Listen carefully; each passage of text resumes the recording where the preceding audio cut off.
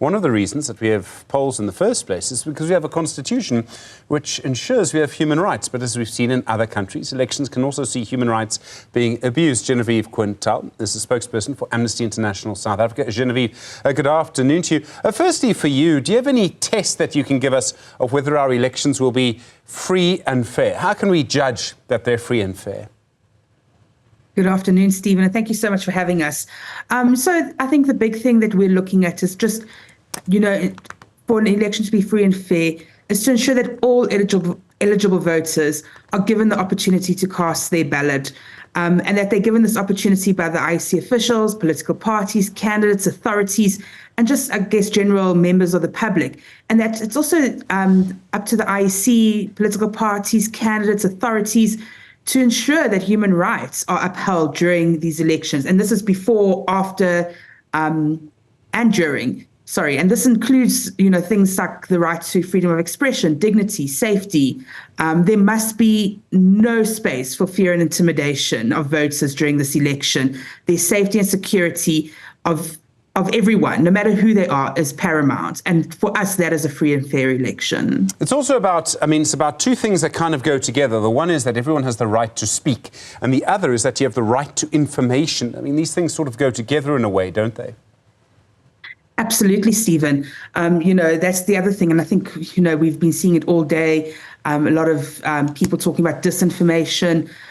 So also, people have a right to be properly informed, to have quality information. And that plays a big part in this election as well, making sure that anything that's put out there that puts that in any way tries to discredit this election is dealt with immediately. Because if issues like that are not dealt with, it does bring into question whether the election is free and fair. So absolutely, access to information, and just as we said, freedom for everyone tomorrow as we go to the polls. Are there things ordinary people can do to protect human rights for the longer term? So we're discussing this in a way because we have an election tomorrow.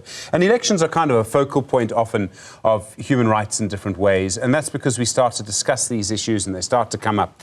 But are there things that people can do on a daily basis? Stand up for other people, make sure everyone can be heard. Things like that is what I mean. Absolutely, Stephen. This has been our call in the run-up to this election. We're asking people, no matter who you vote for, and we're not telling people who to vote for, but no matter who you vote for, put human rights at the center of that. We had put together a human rights manifesto looking at 10 issues, 10 crucial issues in South Africa. Those are GBV, health, education, right to life. We looked at all these issues, water.